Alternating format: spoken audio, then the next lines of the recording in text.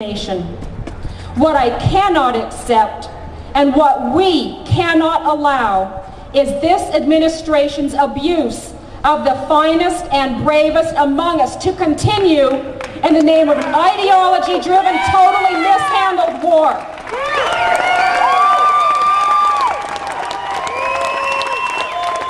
Our soldiers have accomplished every mission given to them, and yet our presence as occupiers in Iraq is the greatest recruiting tactic for terrorists ever devised.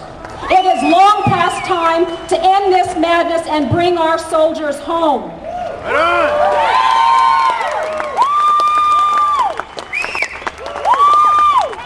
That our nation, as well as our soldiers, are being held prisoners of war to an administration determined to flex its muscles in the Middle East is unconscionable.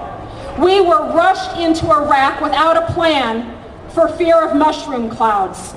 And still, our president is on the stump with ever-changing rationales attempting to sell his war to the American people, but we are not buying, and we will not remain silent as our proud heritage is squandered around the world and our troops continue dying every single day. We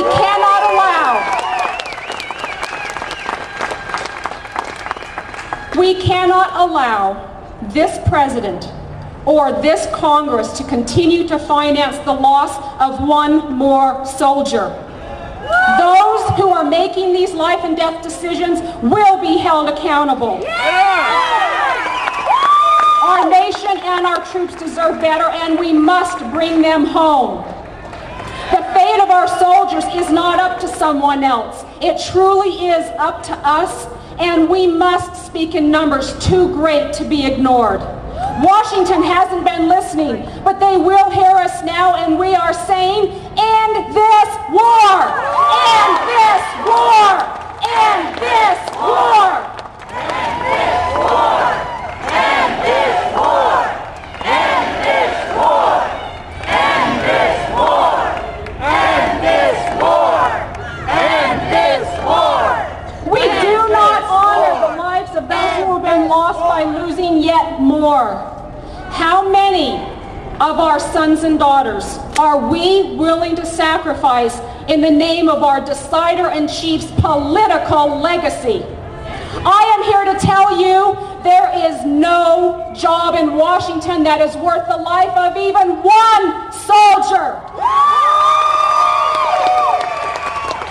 And politicians who value power, ideology, face-saving, and partisanship above doing the right and moral thing will not savor their place in history.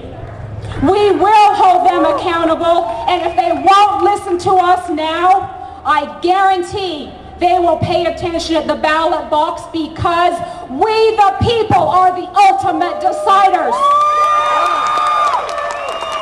And we are saying, bring our soldiers home. Are you angry that Congress remains spineless and unwilling to take a decisive stand on the worst foreign policy blunder of our time, costing the American people $500,000 per minute as fraud, waste, and no-bid civilian contracts go unchecked, and electioneering and political paralysis persists? Are you outraged that the commander-in-chief who taunted the insurgents to bring it on as our children serve in harm's way also wants us to believe that supporting the troops means to trust his strategy for success in Iraq, although he has yet to get it right? We cannot allow our soldiers to remain political pawns. Props to those who would dare to use them as a vehicle to pander for votes. It is our responsibility as citizens of this great nation to step up and speak out for those whose lives are on the line. And we are saying, end this war! End this war! End this war! End this war!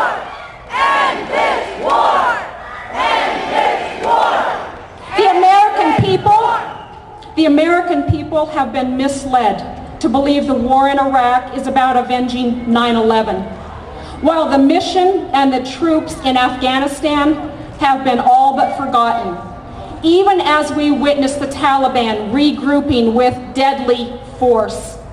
This folly in Iraq, ill-conceived as it has been, was blundered from the beginning, as even generals who have commanded in Iraq are now acknowledging. Our soldiers are exhausted with no light at the end of the tunnel. Our military is overextended and stretched dangerously thin, as evidenced by the fact that tens of thousands of our soldiers have been stop-lossed, held beyond their service obligation in order to deploy over and over again. So contrary to what some would have us believe, we do not have an all-volunteer army. And most egregiously and unforgivably, we have yet to properly care for our great American heroes when they return home. And still our president would have us anything less than supporting his way forward in Iraq is unpatriotic. I am here to tell you there is no more patriotic thing we can do than to denounce this horrific war and insist that we bring our soldiers home.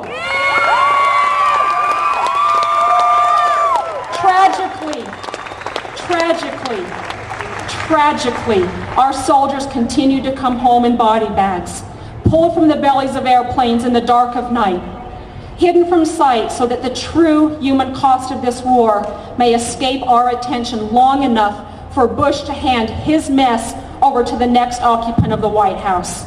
But waiting until January 20th, 2009 is waiting too long to end this war. How many more mothers will mourn the loss of their child while our supposed public servants play politics with their lives? It is time for a diplomatic rather than combat surge in order to help build political reconciliation for the Iraqi people. And it is long past time for our own battle-weary nation to begin healing as well. Please don't hesitate. Don't wait to act. Our sons and daughters' lives are on the line, and it is up to us. We must act to bring our troops home now. We the people!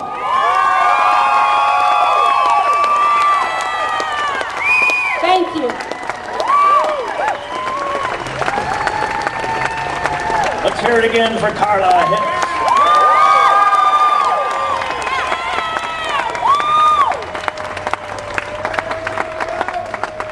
Isaac Giron is an activist with the Brown Berets and the Wasatch Coalition for Peace and Justice. Isaac participated in last summer's UPJ convention and was elected to the National Steering Committee. He will take care of the next part of the program. Welcome, Isaac Giron.